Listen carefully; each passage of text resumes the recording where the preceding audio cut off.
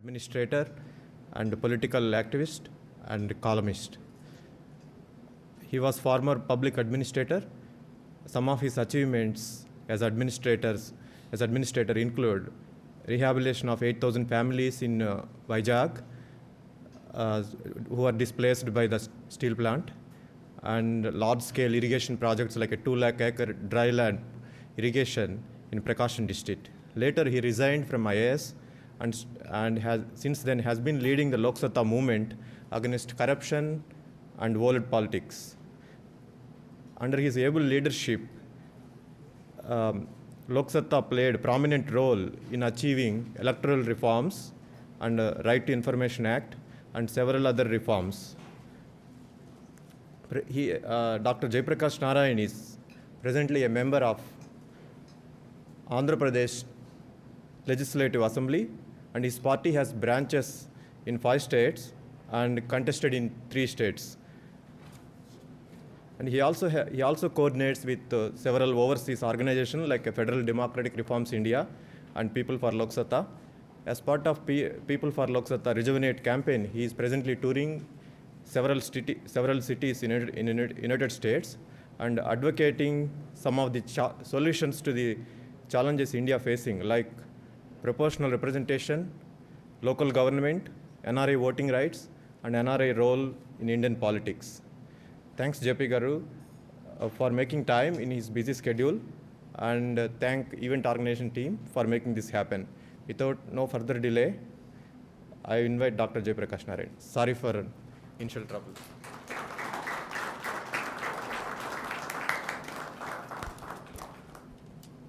Friends, I'm delighted to be here with you. Oftentimes, when somebody is very tall, there's a natural advantage in life. For once, I found that Prasanna being very tall actually was a disadvantage. The microphone was a little at a lower level, and I was amused by this idea that what appears to be of great advantage sometimes could actually be a problem on occasion. I think that's important when we discover things about a society, about a nation, about an economy, and in many ways, about many organizations. I was asked to make a few points about Indian economy and politics, and I've chosen the theme 19th century politics and 21st century economy. Can they coexist? And if there are some serious issues here, what can we do to make things better? If the 20th century offered us any lessons, it is that you cannot delink economics from politics. The biggest question decided in the 20th century, we all know, was whether or not the socialist economy was right or the market economy was right. It's a central political question. Ultimately, we recognize that the economic growth of a country is not neutral to the political trajectory of that nation. And in 1991, when the Berlin Wall collapsed, in 89 when the Berlin Wall collapsed, in 91 when the Soviet Union collapsed, and much of the world embraced market economy, but with certain changes, certain significant changes, then the assumption now in the world is that humankind has discovered what works best in terms of economic growth and political organization. But I think we all should recognize that it's not an unadulterated victory of market economy. The market economy won because they have actually absorbed some of the socialist principles. In the first half of the 20th century, education and healthcare were not regarded as government's business. But in the second half of the 20th century, almost every major country in the world of any consequence embraced both education and healthcare as part of government's business. The services may be provided by the private sector, but it must be driven by the public sector. That's the broad understanding. In a very, very fundamental sense, it is this synthesis of some of the socialist principles with the market economy that made the success of market economy possible. Therefore, I would like to start off my presentation with a brief discussion on the role of state. what is it that the modern state should be doing? Instead of debating whether it should be socialist or market-based, what is the role of the state? In India, this question has never been adequately addressed. I would like to argue that the state is primarily meant for public order, justice, and rule of law, apart from the defense of the realm and so on and so forth. And then it must be essentially to enhance the capabilities of the citizens of the society so that the accident of birth, accident of the womb, as Warren Buffett called it, does not determine the fate of a child, and that is education and health care. And then, of course, infrastructure required for a modern economy, in particular, transport and power sector, because communications, thanks to all of you guys, the government's role is now very marginal except minimal regulation, really. And then natural resources development, there's no way anybody but a state actor is going to do something like Tennessee Valley Authority or a Hoover Dam. It has to be a government's business. And finally, social security, a measure of social security so that those who fall into the cracks, their concerns can be addressed in a humane, modern society. Once we look at state and its role with greater clarity in this manner, I think a lot of questions can be addressed much better. The economic story of India in the past 10, 15, 20 years is by now reasonably well understood across the world. In 1947, we started with 2% of the global GDP, if there is something called global GDP. But not too long ago, in human history terms, about 3 centuries or 4 centuries before that, India's share of the world economy was something like 25%. But over a period of 150 to 200 years, because we did not really take advantage of the Industrial Revolution, India fell to 2% of the global GDP. By 1991, this fell down to 1% of the GDP. The economy in India grew at a snail's pace, but in terms of the global economy, our share came down to 1%. In 1991, as we all know now, the current Prime Minister, as Finance Minister of India, in the wake of an enormous crisis, out of compulsion, not conviction, engineered a near U-turn in our economic policies. Today, we are back at 2% of the global GDP. In other words, we ran very hard for 63 years to remain where we were, in relative terms. Not that India hasn't progressed at all, but we still are where we were in 1947. But the general perception is, with reasonably good growth rates, though still not matching China's, and with some evidence of sustaining those growth rates, India could well be one of the major economies of the world in the next few decades. The Emerging Markets Forum says by 2039, if India does a few things right, we could well be the second largest economy in the world. That China will be the largest is more or less accepted now. I think there are very few people in the world who think that anything else is possible now. But the future, of course, may tell us a different story. Whether India will actually fulfill her potential is a great challenge. My argument is, India has the potential to achieve this miracle, but we have to make this miracle happen. Our politics has become now a great impediment to economic growth and to fulfilling India's potential.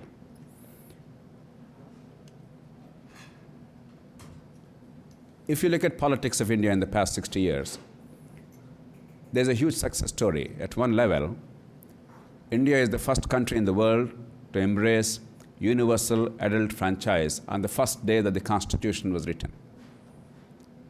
For a largely illiterate and extremely poor country to embrace adult franchise on a universal basis from day one was actually a great adventure. It was an enormous expression of faith in the wisdom of the bulk of the people of the country. In this very great country in which we are right now, the first republic in the modern world, the first democracy in the modern world, the first country to practice separation of powers, the first country with a written constitution, despite recognition that all human beings are equal, it took them something like 144 years after those immortal words were written in the Declaration of Independence to recognize that women are equal to men. It took a civil war and the sacrifice and the blood and gore of more than 10% of the able-bodied youth of this country to recognize that people of another skin color are the same as any other skin color. Given that context, and given the fact that Britain took centuries before women got the right to vote in 1928, it was actually a remarkable expression of faith on the part of Indian constitution makers to recognize that all Indians, irrespective of caste, religion, language, and we have many, many, many languages. Even here, I'm sure many people do not realize how many languages there are in India. Serious languages with thousands of years history, hundreds of years history, their own literature, their own script, and their own unique culture. Despite all this, and despite the fact that India was actually partitioned on the basis of religion, the Indian constitution makers put enormous faith in the people of the country. And in some respects, I think that faith is fully vindicated. If you take India's political evolution, it's a remarkable success story in the sense that A, we retained our political freedoms. B, there is intense electoral competition. Elections in India are not make-believe elections. C, the winners do not punish the losers. There are many countries in the world where the loser is punished merely because he lost the election. He may lose his head or liberty or many things. In India, that never happened, mercifully. And finally, the elected government is truly an authority. It's not some coterie or janta. Going by these four postulates, India is a truly vibrant, functioning democracy. And that we could actually maintain a moderate rate of growth in the economy and now emerge as a reasonably influential country in terms of the future economy of the globe, it's a source of some satisfaction. But the fact is, there are also many dark corners of Indian politics. And unless they are set right, unless we throw light over them, unless we change that, we may not fulfill our true economic potential. Particularly because India is largely poor and because most people are still illiterate, because politics is seen as a power struggle without any reference to ideologies or any outcomes, because there's increasing contention in politics, but there's only change of players and there's no change in the outcomes. There's no change in the rules of the game. Money has become the currency of politics. For those of you from the United States, it may appear that it's a very normal thing in politics. After all, in the US, they spend a lot of money in politics. But these are two different worlds altogether. The money spent here is entirely for legitimate campaigning purposes, most of it for television advertising. It's fully accounted. And it's transparent. Sadly, much of the money spent in elections in India is unaccounted and for illegitimate purposes, mostly for vote buying with money and liquor.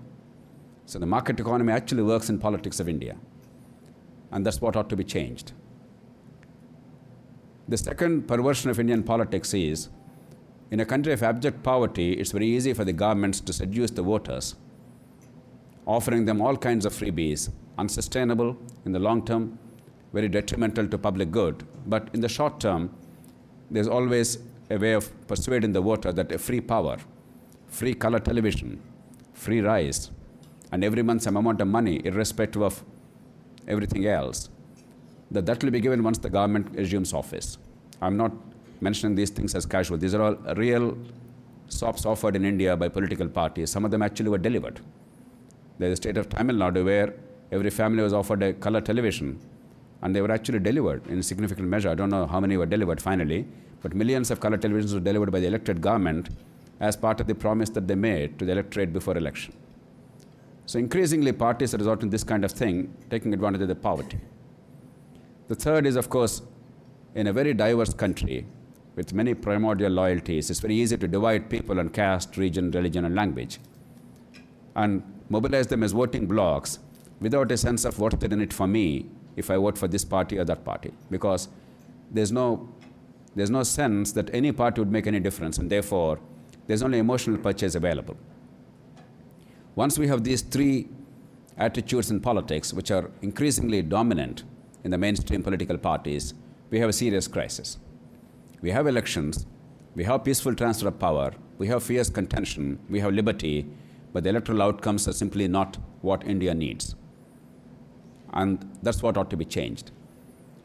And therefore, my argument is that this kind of a 19th century political mode, a medieval political mode, where politics is really about power struggle, where we master the art of getting into power without bothering about the outcomes, that cannot be coexisting with the 21st century economy. One of them has to give way. Either politics must change or economy will eventually decline and collapse. What will happen depends on what we do in the next 10 years or so in India. A comparison with China would be very apt because many people obviously are interested in the two Asian giants. In terms of population, we are number one, number two respectively. In terms of growth rates among large economies, now China is number one and India is pretty close to being number two. And in terms of potential, India could well emerge as one of the economic giants of the world in the next 30 years if we do well. So obviously comparisons are inevitable. But I think one has to understand things in perspective. One argument often advanced is that China is not a democracy, therefore they can do pretty much what they want, and therefore they can actually focus on accelerated economic growth even at the cost of short-term political price. Because after all, one of the great challenges of democratic politics anywhere in the world is the conflict between the short-term political price you have to pay for pursuing right policies and the long-term slow rate of social payoff. It's one of the most difficult things anywhere in the world. That's why we all love to hate politicians, because politicians have to wrestle with this all the time. They have to reconcile conflicting interests and satisfy all groups, and they have to be mindful of the short-term political price and yet focus on the long-term public good. These are awesome challenges. Obviously, in a dictatorship, you don't have these problems. It's easier. Nevertheless, I think we are overstating the case when we try and say that democracy is detrimental to economic growth. I would like to argue that almost everything good that happened in China is actually because of democratization of society. And almost everything bad that happened in China after their 1948 revolution was because Chinese leadership on occasion acted autocratically and in an arbitrary manner. Take the later case, the Great Leap Forward. Between 1959 and 62, because of Mao Zedong's utterly irrational policies, arbitrary policies, 20 million Chinese starved to death. 1959 to 62. It was not because of any sensible policies. The autocracy of China actually caused perhaps the greatest man-made misery in the 20th century. Similarly, the Cultural Revolution in the 1960s. It was again another leadership blunder. But the good things that happened in China were because they tried to democratize education, healthcare access, decentralization of power, technology to villages, enhancing productivity. These are all tools of democratization. An authoritarian leadership actually enhanced the content of democracy. We always think in terms of democracy as merely voting. Democracy is more than that. We have in India great liberty. But are we a democratic society fully in some respects? I suspect not. In some respects, I dare to argue that China is perhaps more democratic than India. You take the local governments in China. They are far more influential. There's far greater decentralization of power. There's greater citizen empowerment at that local level than in India today. Everything in India revolves on the Prime Minister, the Chief Minister at the provincial level, and the district magistrate at the district level. The citizens and the communities and local governments have hardly any role at all. Similarly, education, healthcare, the essence of a modern democracy, have never been given the kind of importance that they deserved in India. What I'm arguing is the normative democracy in terms of constitution and elections are necessary but not sufficient. We have to actually have a functioning democracy in terms of society being democratized, in terms of people's future being decided not by the accident of birth, accident of the womb, but by their hard work, and the society must give an opportunity for everybody to fulfill her true potential. In that sense, we have a lot to learn from China. This categorization, crude categorization of something is a democracy, something is not, based merely on certain indicators, is not sufficient. And India must learn with humility the art of democratization of our society. if that is the case, what are the things India should do? I'll come to the concluding part of my presentation so that we can have some time for meaningful interaction. Because I'm making a controversial point, I'm aware of that. And I think it requires some serious examination. First is local governments. One great thing that happened in India is a maturation of federalism. India is a multilingual country. In your northern neighborhood in Canada, after all, there's only one other language apart from English spoken by the Quebec people, the French language. And yet every 5 years or so, there is a demand for secession, and there's some kind of accommodation for the time being, and you never know when Canada is going to break up. You see a tiny country like Belgium, for instance. Again, 2 languages, and every other day there is a fight breaking out. Right now I'm told that there is no government in office there. They're figuring out who should be the prime minister. You see Sri Lanka, our own southern neighbor. There's only one other language, Shimhala language, the main language of the country. And the minority northern Tamils, they spoke the Tamil language. And because the country did not know how to reconcile the linguistic aspirations of these 2 groups, there was a bloody civil war, tens of thousands of people died. One of the most murderous terrorist groups was on rampage for decades, and only recently they have been able to overcome the terrorist group, and hopefully they have learned the lesson. And now the indications are that they are trying to follow the Indian model of federalism. In India, in contrast, there are at least 18 major languages. It's not like China where Mandarin is spoken and understood by 85% of the people, and all the other ethnic nationalities, apart from Han Chinese, they are only 15% of the people. In India, the largest language is spoken only by about 40% people, 40 to 45% people, Hindi. In that again, there are so many dialects that Bhojpuri is different from the chaste Hindi of, let's say, Bhopal or Indore. And the other language, second biggest language, Telugu, is spoken by about 8.5% of the people. All other languages are now of that order, 8%, 6%, 5%, etc. And yet, despite having 18 languages, each of them with their own literature, their own culture, their own tradition, and their own history, for centuries, some for millennia, India could actually unite all of them, and our federalism today matured. When the Constitution was written, while we were a federal country, it was actually quasi-federal. The federal government was more in command because the founding fathers were terrified of the possibility of further balkanization of India, given the experience of partition of India in 1947. But over the past 25 years, one of the great things that happened in India is this federalism has now become very mature. The states have come into their own. They have now considerable leeway in deciding things and in presiding their own destinies. But the tragedy is the states in turn have not recognized the need to encourage local communities to be self-governing. Despite a constitutional injunction, and we have huge amendments in 1994 running into 7,700 words. If you compare that with the American Constitution, the whole of American Constitution today, some 222 years after it was written, it has some 7,400 words. Our provisions relating to local governments alone, they run into 7,700 words. And yet we created overstructured, underpowered local governments, and the bureaucracy, of which I was a member for a long time, the state legislatures, of which I am a member currently, these two have conspired to ensure that the local governments are enfeebled.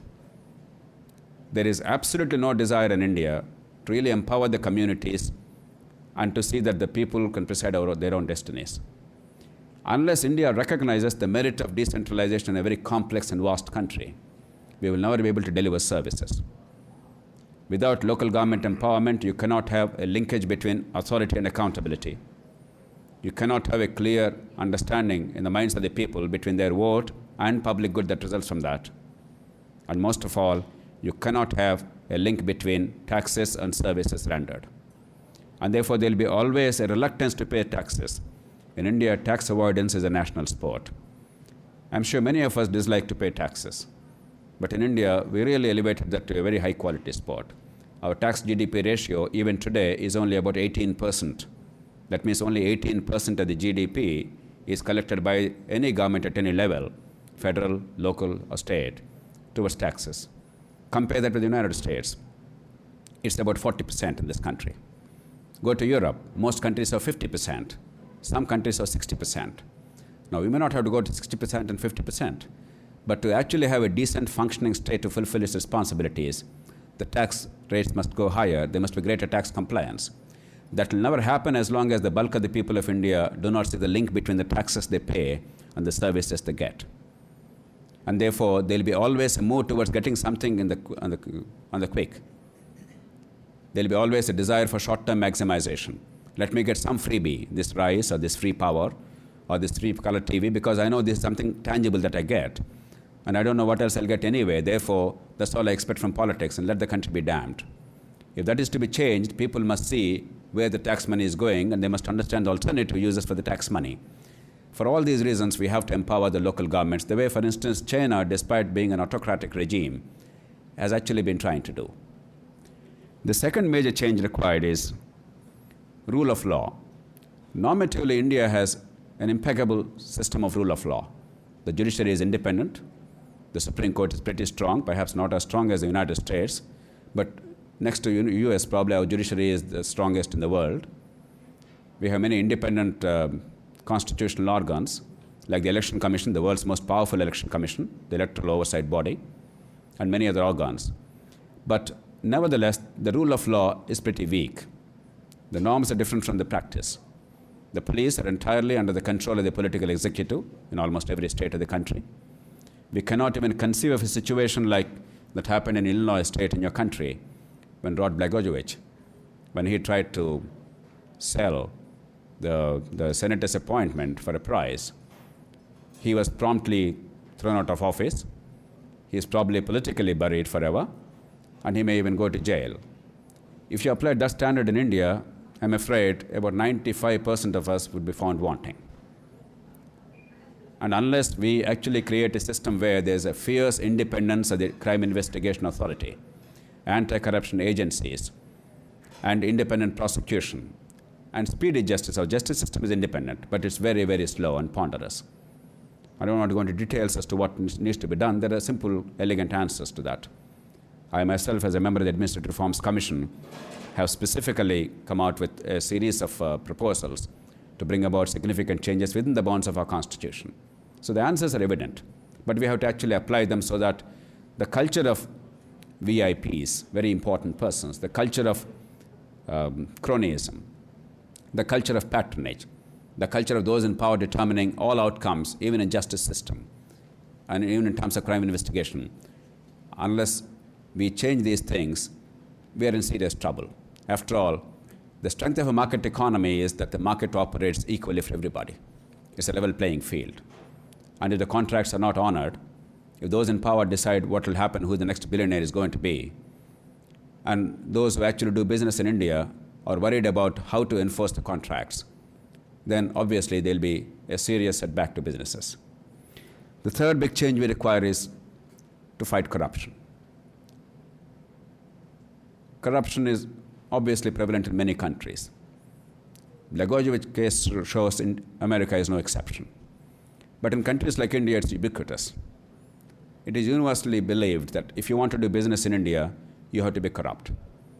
Countries like the US have the Foreign Corrupt Practices Act, which is now later adopted by the European Commission, and eventually now has become United Nations Convention Against Corruption. Nevertheless, the fact is in many countries, if you want to actually do serious business, unless you please those in government or in politics, you cannot move forward. And unless that is changed, I'm afraid Indian economic growth will be stalled. If you want to contain corruption, again, the answers are self-evident. What you have done to Rod Blagojevich in this country must be possible for everybody in India. Speedy justice, confiscation of properties, throwing them in jail, getting them out of politics, those who are corrupt, and creating a mechanism for political campaign finance. We have an excellent law on campaign finance in India enacted in 2003. Lok Satta movement, and I was privileged to be a part of that, is largely responsible for bringing about that law. It's an excellent law. In the United States, for instance, in the wake of Watergate in 1970s, you brought in the campaign finance reform law after Nixon's resignation. But since then, for about 40 years, there's been no serious change. And then came, for about 35 years, and then came the Feingold-McCain law, which is actually a feeble legislation to improve the campaign finance system. India has arguably one of the finest campaign finance laws, except that it's simply not implemented. The parties don't care about it. Ours perhaps is the only party in India which goes by that in letter and spirit. Unless we make it mandatory to actually implement that, and unless vote buying ceases, we are in serious trouble. But meanwhile, we have to address the challenges of corruption by institutional mechanisms, by creating an independent, strong anti-corruption agency, an independent prosecution, by punishing swiftly and surely the corrupt people, by setting a strong example, punitive example, and by doing several other things that many other countries have successfully done to curb corruption substantially. Finally, politics is all about incentives, just like economics. If in a poor country like India, vote buying is what gets you to the winning post, I suspect many people will continue to buy the votes, many people will continue to sell the votes. If the buyer and seller are happy, no law, no constitution can really set that right. We have to change the incentives. The Indian electoral system is a legacy of the colonial Britain. It's not at all a rational system. It's utterly irrational. I believe Attlee, who was the Prime Minister of Britain at that time, actually argued in favor of other models like the American presidential system and the European proportional representation system. But the Indians said, no, we are more British than all of you guys. We'll have to pursue with your own electoral system, even if we get rid of you. And it's actually happening today. In Britain, except in the House of Commons, in every other election, they have given up this old-fashioned first-past-the-post system. In the regional parliaments of Scotland, Northern Wales, and Ireland, the system is proportionality-based. In local elections, it's proportionality-based. European Parliament, proportionality-based. London City, an elected executive, an elected mayor. Right now, Boris Johnson, as you know, is the mayor. Earlier, the first mayor in this new mode of election is Ken Livingstone. India is the only country that's sticking with the old-fashioned British Westminster first-past-the-post model. It appears that Britain may actually be changing that to the House of Commons level also. We all know what happened in the last week when the two parties, for the first time after the Second World War in Britain, headed by Cameron and Nick Clegg, they now joined forces to form a coalition government. And eventually, in the next 2-3 years, we may well see in Britain a shift to some form of proportionate representation. The reason why India requires a shift is, if one vote extra means victory, one vote less means defeat, in an abjectly poor country where the political culture is already considerably damaged, vote buying is rampant. Vote buying will continue, corruption will continue, politics will be distorted. We have to change it to a system where a few votes this way, that way don't matter. It's the percentage of votes you get. It's not how much you control a constituency. As a local zamindar, as we call, a local chief, a man with complete clout, complete domination of the local population. That's what really gives political dividends in India today. We have to change it to a system where it's the image of the party and the candidates and the platform of the political party, rather than the inducements offered to individuals to get the marginal vote, that will determine the political outcomes. If we do these things, then we could have probably changed India's political system from the 19th century archaic model to something approximating the 21st century, and our economy and our politics can coexist. Einstein once said, 20th century is characterized by perfection of means and confusion of ends. Indian politicians have mastered the art of acquiring power. They perfected the means. But what power is about in terms of outcomes is something that eludes us all the time. There's hardly any change in respect of what happens, no matter who is in office. And that's what should be changed in India. I believe Indian people are alive to these challenges. They're capable of addressing them, but they require an urgent push from all over the world, wherever compatriots of Indian compatriots are there. People of Indian origin are there. The businesses in India or Indian businesses, they must argue for change, because they must not think politics is different from economics. There is a notion in business circles that what we do business is unrelated to what kind of politics takes shape. Politics has a decisive influence on the way businesses take shape, on the way economic growth trajectory takes shape. And unless we address the larger questions of politics without being partisan, without really getting into who should be in power, but focusing on what should be the outcomes, unless we do that, economy itself will be in peril. Indian businesses are now slowly awakening themselves to this reality. We require to change fundamentally. I believe we will change. When status quo is unsustainable, change is inevitable. That's why the Berlin Wall fell in 1989. It did not fall because of any bullets or warfare.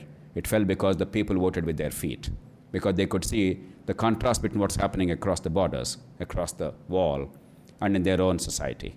And they could not take it any longer. And no society could repress its people forever. And a democratic society certainly will change when people want it adequately, but people must be awakened to the possibilities of change. But the danger is, change may still happen, it may not be the right kind of change. 20 years ago, there was a very popular story in Moscow.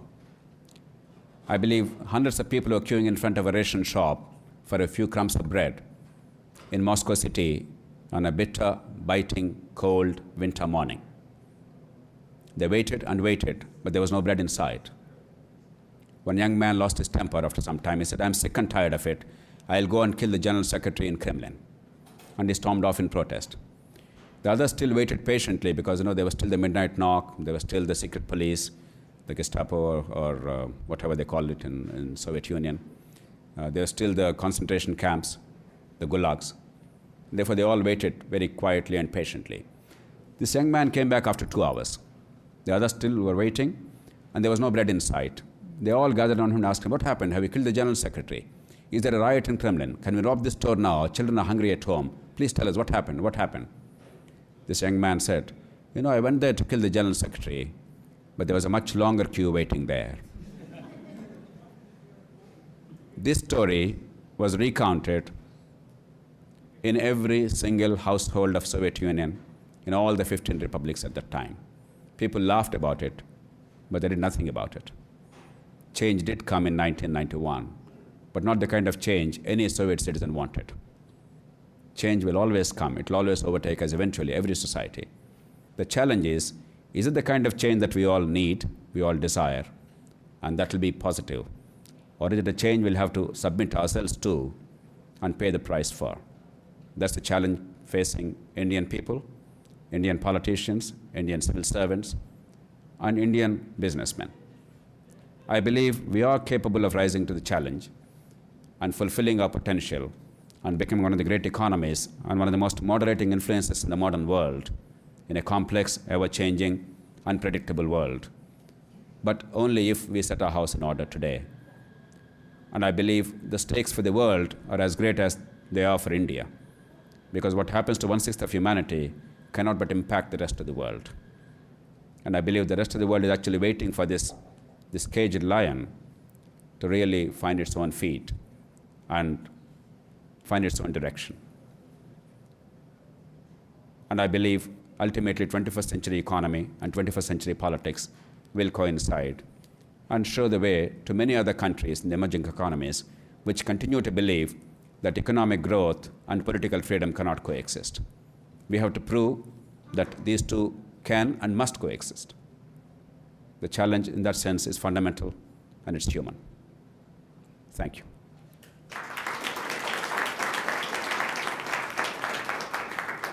I'll be happy to take questions, comments, criticism.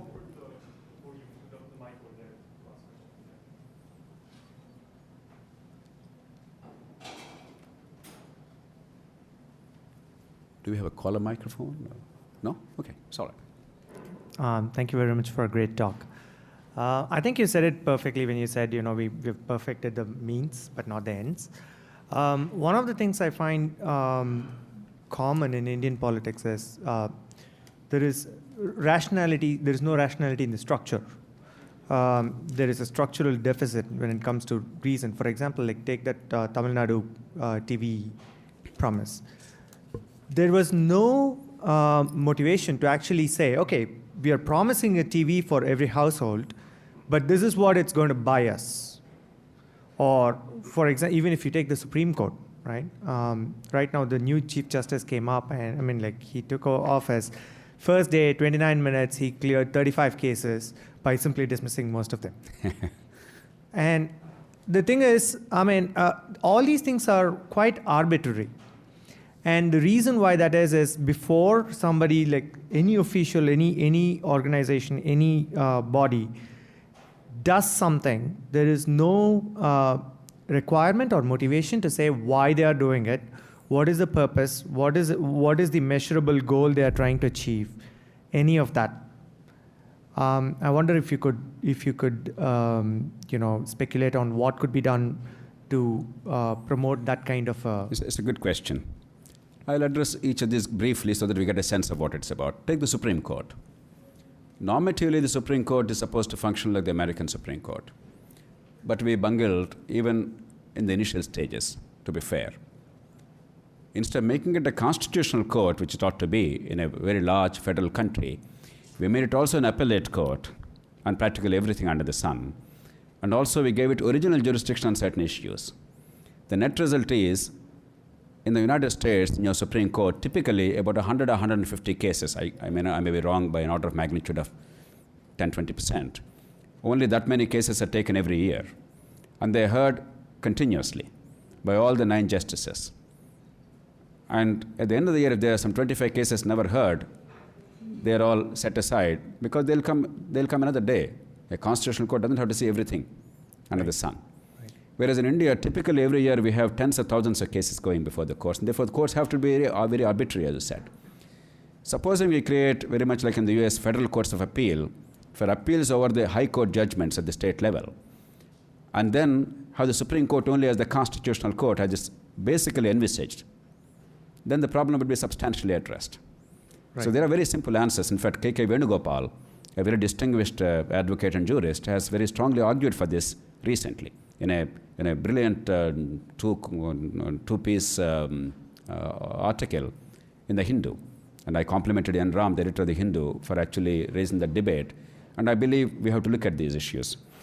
Look at politics. There are 2 fundamental schisms. One is the role of the state. We haven't yet really addressed it. As a society, whether distributing television sets is the function of a government, or is it really to ensure that there is rule of law and there is education and health care of reasonable quality? What is the function of a government? We haven't yet come down to it. If it's more like a Maharaja, a king, a monarch, doing pretty much what she or he wanted. The second is, within the governmental structure again, the role of a particular tier of government, an organ of state, is very unclear in the minds of politicians and the public themselves. So the notion, what does the federal government do, what does the state do, what does the local government do, what does judiciary do, what does the police do, what does bureaucracy do, what does the legislature do, what does the executive do? They're simply blurred lines. Therefore, most people expect a legislator to behave like an executive to be utterly impotent and wasteful. A judiciary actually wants to be all the time to be an executive, sometimes even the lawmaker. All kinds of things are happening. Distortions are there. And when it comes to the people, at the end of the day, in a system where the vote has no meaningful consequence in their lives, and this is the central fact, and in a system where a few votes more or less is going to determine the political outcomes, in an abjectly poor country, what happened is a very natural thing. What's happening in India in terms of money politics is a rational response to an irrational situation. It's a perfectly rational response.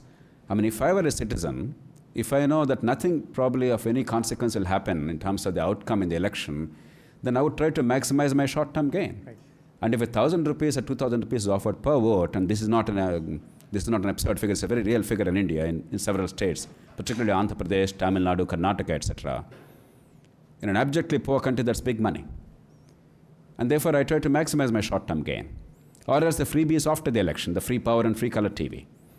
Or emotional purchase, because in a primordial society where caste and other loyalties are important, and we haven't really enabled people to discover that there's something more important than your caste, there's something personal for your family, better education for your child maybe, good health care for your family maybe, that's more important than your caste and religion. Unless we establish that link, always these primordial loyalties become all important, and therefore emotional purchase. And politicians have perfected the art of using these 3 purchases: directly buying the vote, offering freebies for the vote, or giving emotional purchase in the form of caste, region, religion, language. And that's why we have to address in all these three ways: local governments, citizen-centric governance, electoral system, a fight against corruption. It can't be a one sector, one bit approach. There's no single silver bullet. I would say these are the 5 bullets together. Right. And unless we all understand adequately, I know all of us are deeply concerned, but unless that concern is informed by deep awareness of what's the way forward, it will be merely concern. We have to actually go forward, and that's my argument. Thank you. I'll try and be brief, I know. Yeah. Please. So most of the problems that you mentioned revolved around 2 causes. Basically, there isn't probably a right legalization or probably a right procedure for it. Like you mentioned the Supreme Court thing, right? Like we don't have a separate appeals court, right? And the second one you mentioned was there is no right implementation in spite of the right legalization existing. But the people we expect them to correct are the same people who are getting the purchase out of it by exploiting it. So it's like a loop, it seems to me. Like, how do you resolve that situation? It's a terrific question. It's a terrific question. You know, politics is about solving the dilemmas of a society. If you have a constitution whose intent is sound, politics is the structure, the bridge between the constitutional values and a society's current culture. Now, if politics that ought to be a solution has become part of the problem, then we have entered into a vicious cycle, the dangerous loop you talked about. But let's go a little backwards. Why did this happen in the first place? When India became free, we had arguably the greatest galaxy of leaders ever assembled on the face of the earth. The only comparison would be to the American freedom fighters and the constitution makers, the founding fathers of the United States.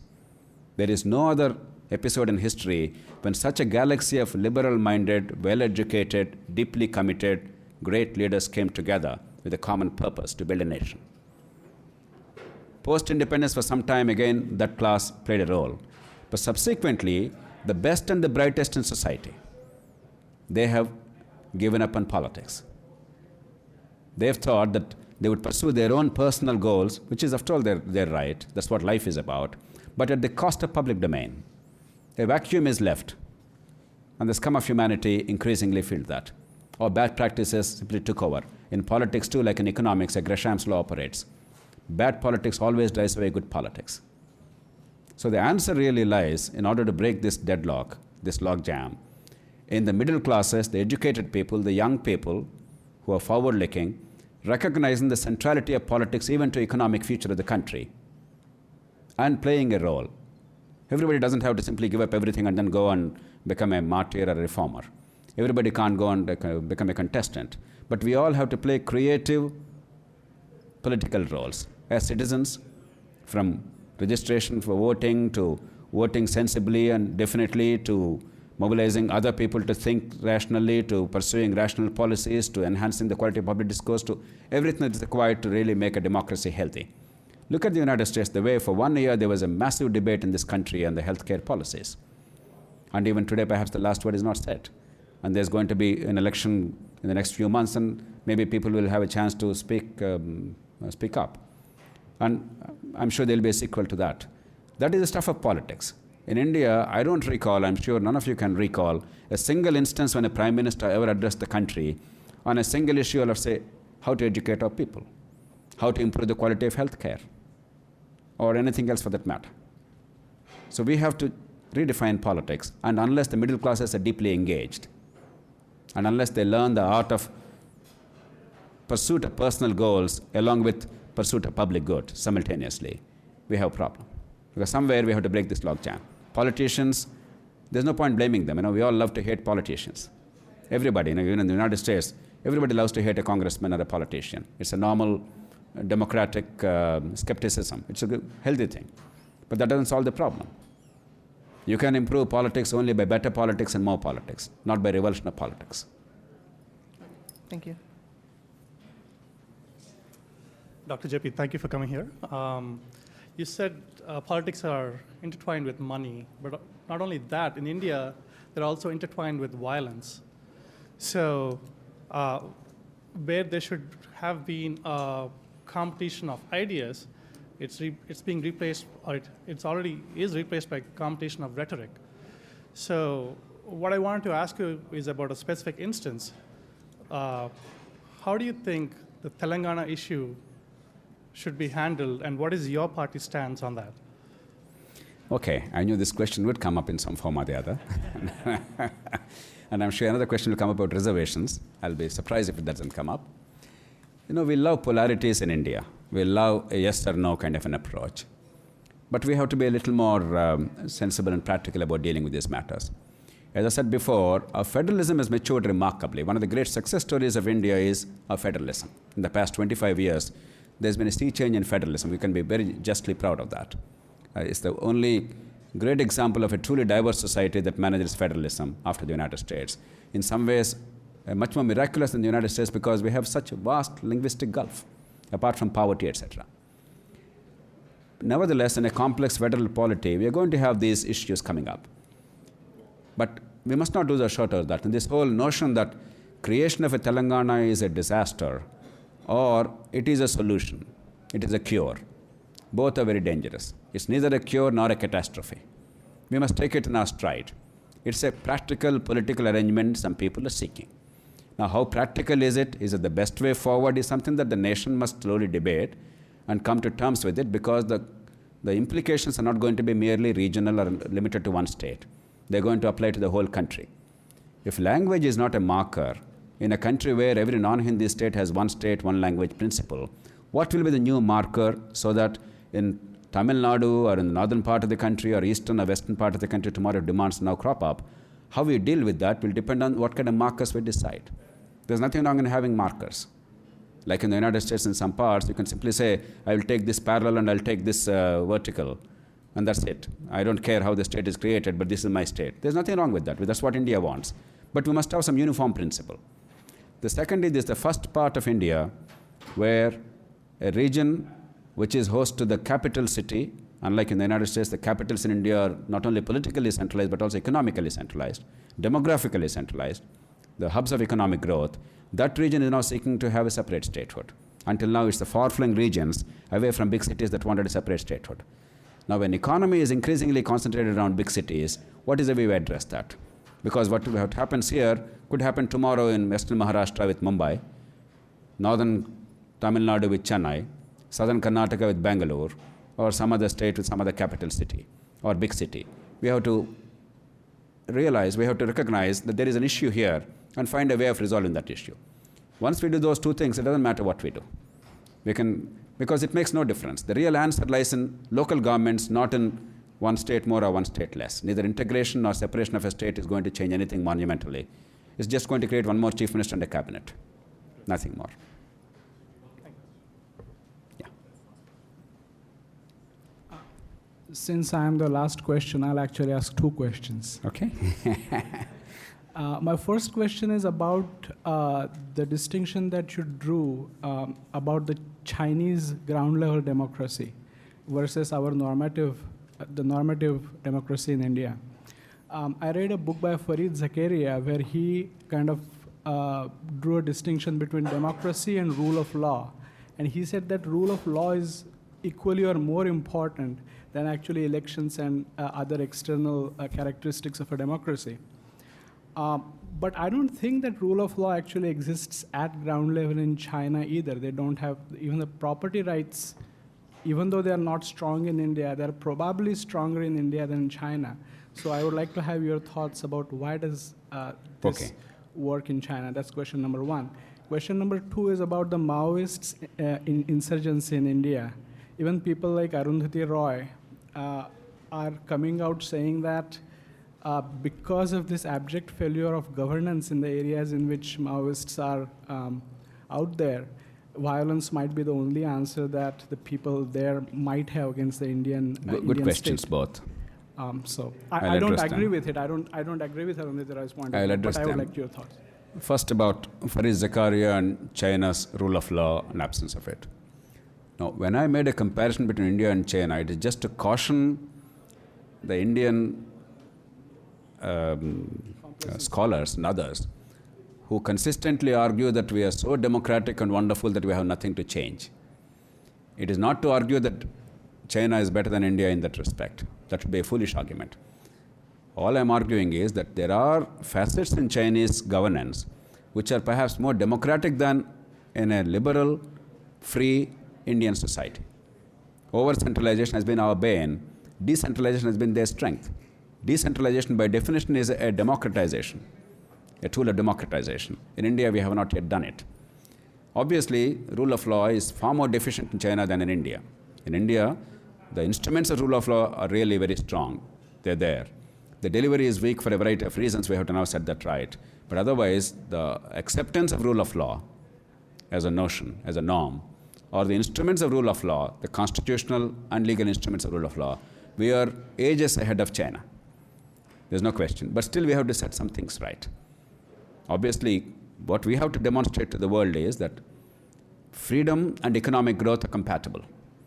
Democracy is not inimical to growth, because some people are now coming to the dangerous conclusion that growth in an emerging economy means autocracy. So why I'm arguing that China in some ways is democratic is it's the democratic impulses of China that actually led to growth, not the autocratic impulses. You must see both of them together. Otherwise, I agree. But I'm not very great fan of the notion of Fareed Zakaria that you must increasingly give power to the unelected. I recognize the importance of the unelected institutions like the Supreme Court, like the Election Commission, etc. But to think that you can somehow solve the problems of politics by non-political institutions is a typical bureaucratic or middle-class approach. There is no substitute to politics. Clean, decent politics, mobilizing public opinion, more and better people playing a creative role, being deeply engaged as citizens and as people who would influence the outcomes at the local level and the state and national level. There's no substitute to that. And the danger is in somehow believing that because we have a Supreme Court, we have an election commission, we have some other strong body, everything will be all right. My friend Seshan, a very good personal friend even today, and Seshan has very few friends remaining actually. He's a good man, but very strong and sometimes a acerbic man. He was a great election commissioner. What did he prove? He proved that the constitutional organs in India could be autonomous if they really sought to be so, if they chose to be so. He proved that they could be utterly independent. But could he change the nature of elections in India? Far from it. Seshan himself knows that. It's not his failure. After all, the constitutional organ itself is a creature of the constitution and the law of the land. The parliament gives the mandate for the election commission to function. It can only function within that. It has no mandate to go beyond that. Therefore, to think that somehow by investing so much of authority and prestige and hope in them, we can solve the problems of India, we'd be committing a great mistake. They are necessary, but they are not sufficient. Ultimately, politics will be set right by politics. About Maoists, I'm glad you asked this question. Undoubtedly, the failure of governance in India, our incapacity to fulfill the aspirations of the bulk of the people, and the fact that the accident of birth is determining the future of the bulk of the children, these are the fuels, these are the fodder for generating any number of violent movements. Some of them tend to be Maoist. That's not the only one. We have to recognize that. But having recognized that, if we do not also recognize that in a democratic society where the constitutional liberties are available and vote is available, the only forum of dissent and form of dissent is within the bounds of the Constitution. Namely, you holler, you shout, you protest, you demonstrate without obstructing others, without disrupting other people's freedoms. In front of the White House, when I went the other day, I found two groups of people with banners about all kinds of things. That is a legitimate democratic protest. A space is provided, and they continue to try and attract public attention. And eventually, as and when politicians recognize that they cannot ignore that issue, they will address that. That is democracy. Or else, if you're sufficiently mad about it, like some of the nice Hollywood films, somebody gets into Congress and moves the Congress and the nation and does something about it. That's what politics is about. But if I say that because I'm not happy with the way things are, I will take to the gun, I will extinguish the liberties available under the Constitution, I will take law into my hands, and I will, in fact, repeal this Constitution itself, abolish the Constitution itself, that's not acceptable. Therefore, the state and the people have every right and duty to do everything within the bounds of Constitution to control it. Let there be no mistake whatsoever. Abraham Lincoln had this question repeatedly posed to him during the Civil War. He said time and again, if the first article of the American Constitution collapses, all else fails. Therefore, in order to preserve the first article, namely there shall be a union of states, I will do whatever it takes. Just like there's a hierarchy of principles or hierarchy of needs, there's also a hierarchy of principles. The ultimate principle for the state is to preserve the constitutional order. Everything else has to become subordinate to that. Having said that, merely by doing whatever it takes to control them, is it enough? No. We also have to create a just order, give confidence to the bulk of the people that, look, we understand your agony, we hear your voice, we created a framework which is more just and more humane. It's not going to be perfect, it's always work in progress, but everybody has a chance. But I don't agree with Arundhati Roy at all in this respect. I know, you don't either. It's very dangerous not to use arguments without understanding the context. She is able to speak out because she has the liberty. What happened in Cambodia, please remember. When Pol Pot was in power, 1/3 of all Cambodian people were decimated. The youngest child was first killed, so that the rest of the family understood the pain. The fellow with glasses, somebody like you or me, just because you wore glasses, the fact that you wore glasses means that you are not a hardworking man. You are not a laborer. Therefore, you are dangerous to society. They killed them. The people with soft hands, they were killed. One after another, the whole family was killed. 1/3 of the whole country was butchered by its own government. It never happened in history. Not even Hitler did that. If that is our notion of a future, I don't think any Indian wants it. Because of temporary anger about the injustices, on occasion we may say, oh, Naxalites are better. But no, it's a dangerous argument. As long as freedom is there, as long as vote is there, there's only one route. There's only one route. That may or may not be recorded, but if you have some questions, I'll be happy to take. So it's up to you. Okay. Okay, I'll just take the question. You recently become the MLA in Hyderabad for some region. So I'd like to know some of the positive experiences you had. I mean, like typically in Indian movies and Indian literature, the recent one, they depict Indian politics as something really nasty, something really dirty. I'm sure you met some people or some, at least civilians who were nice to you or who actually abided by the law and gave you a kind of positive spirit, like, yes, there are people who want a change. I'd like to know more about that. Okay. First of all, we must have a broader argument. Are politicians necessarily scoundrels? Does it mean that the scum of humanity enters politics and all the nice people and wise people are outside politics? Are there two groups of society? Or are politicians doing, in a set of circumstances, whatever they think they should do in order to thrive? We must have some clarity. I would plead with you to recognize that politicians are just another set of human beings. They are not a very specialized set of corrupt, rotten, criminal human beings. They are human beings, period. If you create an institutional framework where by doing what is right, you can also politically prosper, they would happily do that. The prime ministers, the chief ministers, the MPs and MLAs of India, they have not taken a vow to destroy India. They have taken a vow to do whatever it takes to get into power and to do whatever it takes to stay in power. It's for us to create a system where you can do something honorable and decent and public-spirited and yet be politically relevant. If you consistently prove that by doing the nice thing and the right thing, you're politically irrelevant, we're actually driving them to doing something wrong. My experience proved this to be absolutely true. Most of the fellow legislators of mine in my provincial assembly, 80% of them at least, almost everybody, with the exception of myself, they have paid money to get the vote. It's universally known. But despite that, they recognize that they have become victims of a vicious cycle. Given a choice, given a chance, they would like to do something nice and decent. They despair all the time, but they feel that they are in that vicious cycle, they can't get out of the trap easily. So they're not villains, and my faith is indicated. But do they always behave in a manner that really upholds their views? No, because they're creatures of their own party. They're slaves of their party, and they're slaves of the power game. And they simply feel that they have no escape from that. So unless there is external pressure and pull, and unless we mobilize the society and prove that clean politics and honesty are compatible with survival in public office, I don't think we can change that. I'll conclude, Vikram, with just one last word. We have in India today a phenomenal opportunity. We have the technology, thanks to all of you. The world is today truly flat, and we can access almost everything that's happening anywhere in the world, get knowledge of a kind which was unbelievable earlier. We have the resources. May not be enough to have American standard of living, which probably is crazy anyway. It's too high. It's not possible for the whole globe.